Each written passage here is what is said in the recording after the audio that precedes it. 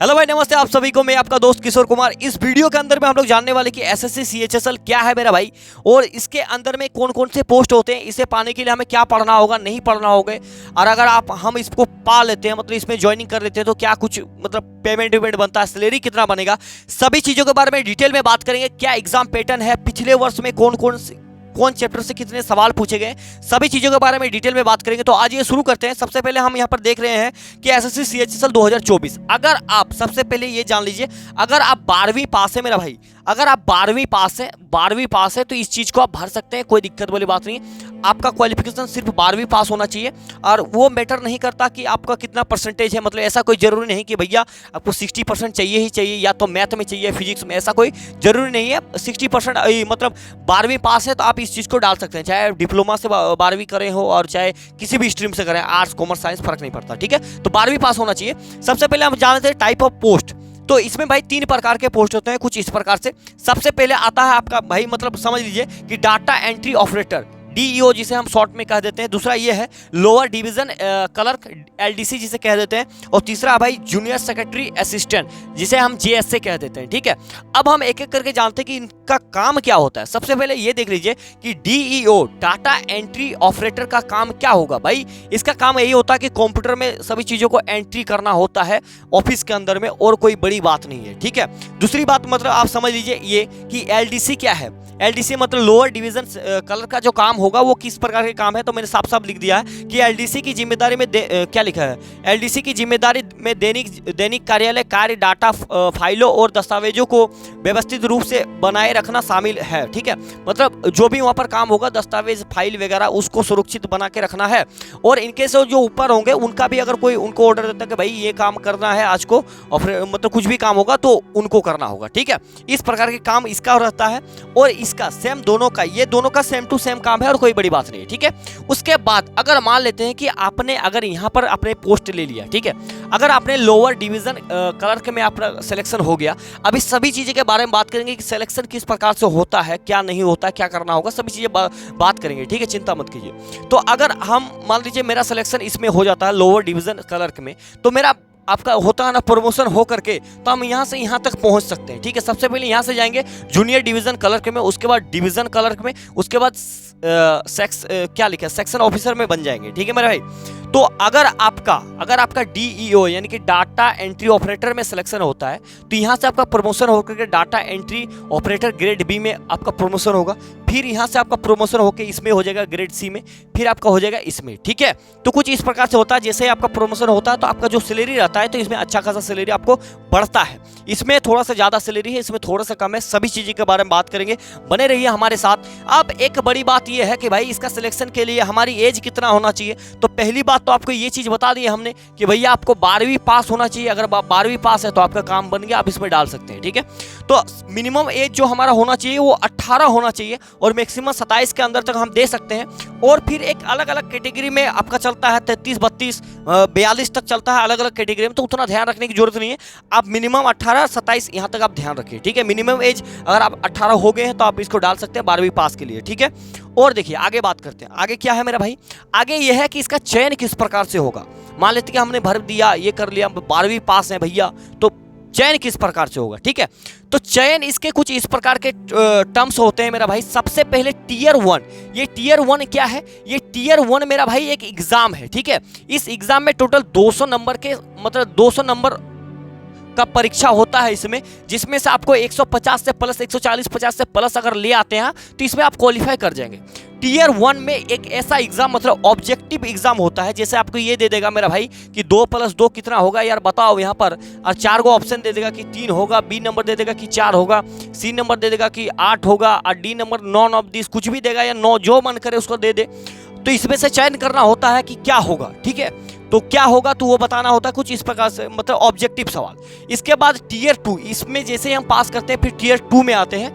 Tier 2 में भी same चीज़ें जो हमने यहाँ पर पढ़ा है वही चीज़ रहेगा, उसका नंबर बढ़ जाता है, थोड़ा सा एक दो चीज़ ऐड हो जाता है, मैं आपको आगे बताऊंगा अभी, ठीक है। उसके बाद स्किल टेस्ट, उसके बाद डॉक्यूमेंट वेरिफिकेशन होगा। एक स्किल टेस्ट का मतलब होता है कंप्यूटर टाइपिंग टेस्ट होगा कुछ इस प्रकार से। उसके बाद मेडिकल आपका एग्जामिनेशन होगा, और इसके बाद अगर हम इस सभी चीज़ों में पास कर जाते हैं तो हमारे हाथ में ज्वाइनिंग लेटर होता है, ठीक है। अब आगे थोड़ा सा और बात करते हैं कि भैया अगर यहाँ जो आप देख पा रहे हैं ना, ये जो टीयर 1 है इसमें आखिर क्या पूछा जाता है, क्या पूछा जाता है उसको समझते हैं। देखिए टीयर 1 में हमारे सामने कुछ 4 चीजें पूछे जाते हैं, कोई बहुत बड़ा चीज नहीं है।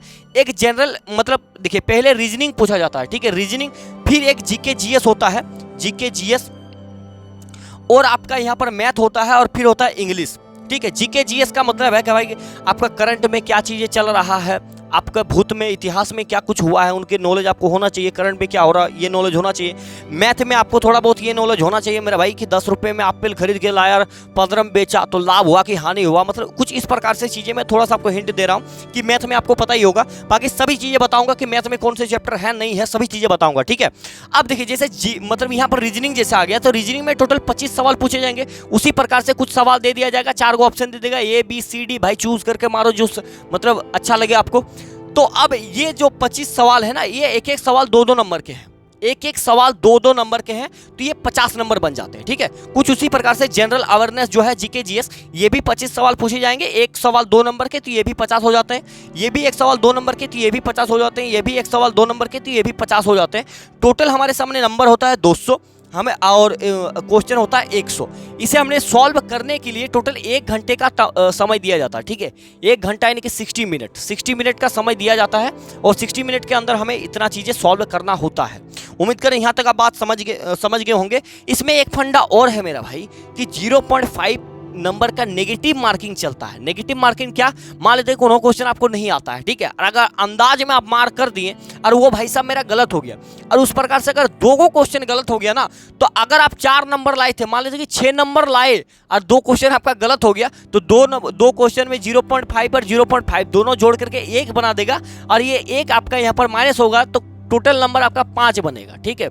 एक दुगो होता है, ऐसा हो जाता है कि नेगेटिव मारते मारते इसका नंबर माइनस में चला जाता है, ठीक है। तो तुक्केबाजी से मतलब इस प्रकार से होता है कि अगर आपने किसी क्वेश्चन को गलत करा, एक क्वेश्चन में 0.5 नंबर आपके कटेंगे, ठीक है। यहाँ पर टीयर 1 में ये कुछ सिस्टम है, उम्मीद करें कि यहाँ तक आप समझ गए होंगे। ये 4 चीजें पूछे जाते हैं, ठीक है।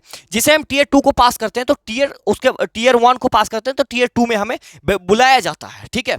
तो बुलाया जाता है तो टीयर 2 में कुछ इस प्रकार से है। तो सबसे पहले यहाँ पर कोई बहुत बड़ी बात नहीं है, देखिए मैथमेटिकल वही है कि यहाँ पर भी मैथ पूछे जाते हैं, उसके बाद आपका रीजनिंग पूछा जाता है, उसके बाद इंग्लिश पूछा जाता है, जनरल अवेयरनेस पूछा जाता है, ठीक है। ये ठीक है मेरे भाई। और यहां पर एक चीज ऐड कर देता है कंप्यूटर नॉलेज, ठीक है, मॉडल। तो एक बात समझ लीजिए, अब जो आपका मतलब मैथमेटिक्स का सवाल पूछा जाएगा टीयर 2 में, तो यहां पर हमसे पूछा जाता है 30 सवाल पूछे जाता है, जो एक सवाल 3-3 नंबर के रहते हैं, ठीक है। एक सवाल 3-3 नंबर के रहते हैं, तो यहाँ पर ये दोनों मिला करके यहाँ पर 60 नंबर हो गया, और 60 गुना 3 जब करते हैं तो 180 नंबर यहाँ पर। और इन दोनों को सॉल्व करने के लिए हमें 1 घंटा दिया जाता है। और फिर जब हम मेरे सामने ये आता सेशन 2 में इंग्लिश और जीके जीएस, तो इनको भी सॉल्व करने के लिए 1 घंटा दिया जाएगा, 2 घंटा। उसके बाद यहाँ पर देखिए सेक्शन 3 में यहाँ पर हमें दिया जाता है कंप्यूटर भाई, ठीक है। इसमें 15 क्वेश्चन रहेंगे, एक क्वेश्चन 3 नंबर का, ठीक है, 15 गुना 3, तो टोटल यहाँ पर 45 नंबर बन रहे हैं, और इसे सॉल्व कर। तो ये जो पूरा सेक्शन 1 मतलब ये है, ठीक है, सेक्शन 1, इसमें से 2 घंटे 15 मिनट टोटल हमें समय दिया जाता है, जिसमें से हमें मैथ, रीजनिंग, जीके जीएस, और आपका क्या है जीके जीएस के बाद आपका क्या है इंग्लिश, और आपका कंप्यूटर, इस चीज़ को सभी चीज़ों को 2 घंटे 15 मिनट में निपटाना होता है। और यहाँ पर जो ये आप देख पा रहे हैं कंप्यूटर, इसमें सिर्फ पासिंग मार्क्स लाना है, ठीक है। ऐसा कोई सिस्टम नहीं है कि मेरिट इससे नहीं बनेगा, इसमें सिर्फ क्वालिफाइंग नेचर है कि आपको सिर्फ पास होना है। 5, 6, 7 सवाल सही कर दिए तो आप पास हो जाएंगे, ठीक है। उसके बाद आपका सेशन 2 में कुछ इस प्रकार से आ जाएंगे, स्किल टेस्ट, टाइपिंग वगैरह वहाँ पर होता है, ठीक है। तो उम्मीद करें वहाँ से भी आपको 15-10 मिनट दिए जाएंगे। अब यहाँ पर क्या है, यहाँ पर जो नेगेटिव मार्किंग है वो 1 नंबर का नेगेटिव मार्किंग चलता है टीयर 2 में, ठीक है। अगर आपका 1 सवाल गलत हो गया तो सीधा 1 नंबर आपके काट लिए जाएंगे, जो भी आपने नंबर लाया है टोटल, ठीक है। तो उम्मीद करें यहाँ तक आप चीज़ें समझ पाए होंगे मेरे भाई। टीयर 2 का कुछ इस प्रकार से फंडा है, ठीक है। अब थोड़ा सा आगे हम ये समझते हैं, ये जो चीज़ें मैंने लाया है ना, ये मैथ के सिलेबस है, ठीक है। और ये जो है ना चीज़ें भाई, ये आपका जो इसका पिछले जो एग्जाम हुआ है उस एग्जाम में कौन सा चैप्टर से कितने सवाल पूछे गए हैं उसकी डाटा है, ठीक है। तो इससे हम आंकड़ा लगा सकते हैं कि भाई इस सवाल से थोड़ी सी ज्यादा वेटेज है, इससे थोड़े ज्यादा सवाल आते हैं, इस प्रकार की चीजें। तो इसको देख लीजिए, आपको थोड़ा सा आइडिया लगेगा क्या कुछ सिस्टम है। तो मैथ में सबसे पहले भाई नंबर सिस्टम, एक नंबर सिस्टम जिसमें से 25 सवाल पूछे गए थे, ठीक है। इससे पिछले वाले जो पिछले साल पेपर हुआ उनकी बात कर रहा हूं। उसके बाद सिंप्लीफिकेशन एक चैप्टर है जिसमें से 31 प्रश्न पूछे गए। आपको मैथ और रीजनिंग पूरा का पूरा एकदम बेसिक से पढ़ाया जाएगा, फाउंडेशन से, ठीक है। चिंता मत कीजिए, यूट्यूब पर हमारे साथ जुड़े रहेंगे, 1-2 क्लास करेंगे तो आपको पता होगा कि भाई नहीं यार सही बात है, ठीक है। उसके बाद ट्रिग्नोमेट्री, इसमें से 120 सवाल पूछे गए। ट्रिग्नोमेट्री अभी तक आपने ट्रिग्नोमेट्री को लगता होगा कि बहुत हार्ड है, बहुत बड़ी चीज नहीं है यार, ठीक है, करेंगे ना, हो जाएगा, ठीक है, चिंता मत कीजिए। उसके बाद हाइट एंड डिस्टेंस एक चैप्टर है जिसमें से 5 सवाल पूछे गए थे। मेंसुरेशन हमें पढ़ना होता है जिसमें से 52 सवाल पूछे गए थे प्रीवियस ईयर में, ठीक है। उसके बाद ज्योमेट्री एक चैप्टर है जिसमें से 140 सवाल पूछे गए, ठीक है, काफी इंपॉर्टेंट। अलजेब्रा भाई 99 सवाल पूछे गए हैं। उसके बाद रेशियो एंड प्रोपोर्शन भाई 39 सवाल पूछे गए। पार्टनरशिप से, साझेदारी से मात्र 6 सवाल। मिक्सचर एंड एलिगेशन से 25 सवाल पूछे गए। वर्क एंड टाइम इसमें 36 सवाल पूछे गए। पाइप एंड सिस्टम से 1 सवाल पूछे गए थे और टाइम स्पीड एंड डिस्टेंस से 27 सवाल पूछे गए थे। लिनियर और सर्कुलर रेस जो है मेरा भाई, ठीक है, सर्कुलर रेस से 12 सवाल। उसके बाद बोट एंड स्ट्रीम से 7 सवाल पूछे गए थे। परसेंटेज से मात्र 37 सवाल पूछे गए थे। प्रॉफिट एंड लॉस से 81 सवाल पूछे गए। डिस्काउंट से 49 सवाल। सिंपल इंटरेस्ट से 32 और कंपाउंड इंटरेस्ट से 31, ठीक है। साधारण ब्याज से 32 सवाल और आपका जो ये है चक्रवृद्धि ब्याज से 31 सवाल। इसमें 32-31 इस प्रकार से पूछा गया था, ठीक है। तो ये मैथ के सिलेबस है, इन सभी चैप्टर को निपटा रहे होंगे, ठीक है। आगे और थोड़ा भी बात करेंगे, चिंता मत कीजिए। और ये मेरा रीजनिंग का है भाई कि रीजनिंग में ये चैप्टर पढ़ना होता है। अब पिछला साल इस प्रकार की चीजें पूछे गए थे। अगर यहाँ पर आप देखेंगे तो कोडिंग डिकोडिंग का 82 सवाल पूछे गए थे, ठीक है। यहाँ पर है चैप्टर, यहाँ पर क्या है नंबर ऑफ क्वेश्चंस। सिलोजिज्म से आपका यहाँ पर 55 पूछे गए। ऑड वन आउट से 102 सवाल। उसके बाद एनालॉगी से 166 भाई। मिरर और वाटर इमेज से 72 सवाल। उसके बाद वर्ड अरेंजमेंट से 31 सवाल पूछे गए। मैथमेटिकल ऑपरेशन से 85 सवाल पूछे गए। सीरीज से नॉन वर्बल से भाई 40, ठीक है। और आपका ब्लड रिलेशन यहाँ पर 73 पूछे गए थे। काउंटिंग फिगर के यहाँ पर 40 सवाल पूछे गए थे। उसके बाद पेपर कटिंग से मात्र 8 पूछे गए। सीरीज से भाई 202 पूछे गए, ठीक है। सीरीज काफी इंपॉर्टेंट है। उसके बाद कैलेंडर से भाई 44 और टोटल 1000 सवाल पूछे गए थे। टोटल पिछले साल की बात कर रहा हूँ, ठीक है। तो ये रीजनिंग का आपका ये है सिलेबस है, इन्हीं को पढ़ना है, ठीक है, ठीक है। तो ये दोनों चीजें जो है मेरा भाई, अगर आप देखेंगे ये दोनों चीजें आपका, ये दूसरा चीज है, ये जो दोनों चीजें है मैथ और रीजनिंग मेरा भाई, ये दोनों चीजें हम आपको पढ़ाएंगे पूरा का पूरा, चिंता मत कीजिए, ठीक है। एकदम बेसिक से लेकर हाई लेवल के जो सवाल पीछे सवाल पूछे गए इनको भी लेकर आएंगे। और एक दो सवाल दूसरे जो सीजीएल में पूछा गया, टीयर 2 में पूछा गया, मतलब टीयर 2 के जैसा ही मतलब आपको सवाल कराएंगे ताकि आप पहले से ही एलिजिबल हो जाएं, ठीक है। तो उम्मीद करें यहाँ तक आप बातें समझ गए होंगे। अब आगे थोड़ा सा ये है भाई कि क्या कुछ पेमेंट बैठता है, ठीक है। तो अगर आप मतलब हमारा सिलेक्शन अगर एलडीसी और जेएसए में होता है, ठीक है, तो हमारे हाथ में इस प्रकार की पेमेंट दिया जाएगा। ये एक्स सिटीज, वाई सिटीज और जेड सिटीज, ये 3 प्रकार के सिटीज होते हैं। मतलब ऐसा कोई सिटीज जहां पर थोड़ी महंगाई कम है, बड़े बड़े शहरों में थोड़ा ज्यादा वेतन मिलेगा। आपका सिटीज को देख करके महंगाई किस प्रकार के है उस प्रकार से आपको पैसा मिलेगा, मतलब सैलरी। तो जैसा 31,659 रुपए से मतलब आपका हैंड में मिलेगा। उसके बाद 28,267 है। उसके बाद 26,675 ये हाईएस्ट है, ठीक है। जैसे बेंगलोर वगैरह में, चेन्नई वगैरह में हो गया तो ज़्यादा वेतन है, ठीक है। उसके बाद अगर आपका इसमें हो गया डाटा एंट्री ऑपरेटर में हो गया तो सिटी के अनुसार से 39,555 रुपये स्टार्टिंग है, आपके हैंड में आएंगे। उसके बाद 35 इतना प्रकार से, उसके बाद 33 इतना है, ठीक है। इस प्रकार की सैलरी आपको मिलेंगे। उसके बाद यहाँ पर जो इसका नोटिफिकेशन है मेरा भाई, वो आपका अप्रैल से मई के बीच में इसका नोटिफिकेशन दे दिया जाएगा 2024 के अंदर। अभी क्या चल रहा, फरवरी चल रहा, उसके बाद मार्च, उसके बाद अप्रैल, यहाँ से 1 से 2 महीना यहाँ पर टाइम आपको 2 महीना मिल जाएंगे। और नोटिफिकेशन आने के बाद मिनिमम मैक्सिमम मान लीजिए कि 2 महीना टाइम मिल ही जाता है, तो 4-5 महीना तो टाइम है ही है, ठीक है। 4-5 महीना टाइम है, तो 4-5 महीना में कई सारे लोग तैयारी कर रहे हैं, कितनों ने कर लिया होगा, ठीक है। अब जितने जो शुरू करना चाहता है बिल्कुल बेसिक से हमारे चैनल के साथ जुड़े रहें, आपको बिल्कुल शुरू से तैयारी करा जाएगा, एकदम बिल्कुल चिंता मत कीजिए, ठीक है। तो आपको कराएंगे पूरा का पूरा, चिंता मत कीजिए। आगे क्या है मेरा भाई, आगे थैंक यू है, आप सभी को बहुत बहुत धन्यवाद इतना दूर देखने के लिए। और आगे कुछ लगा हुआ कुछ भी नहीं है, ठीक है।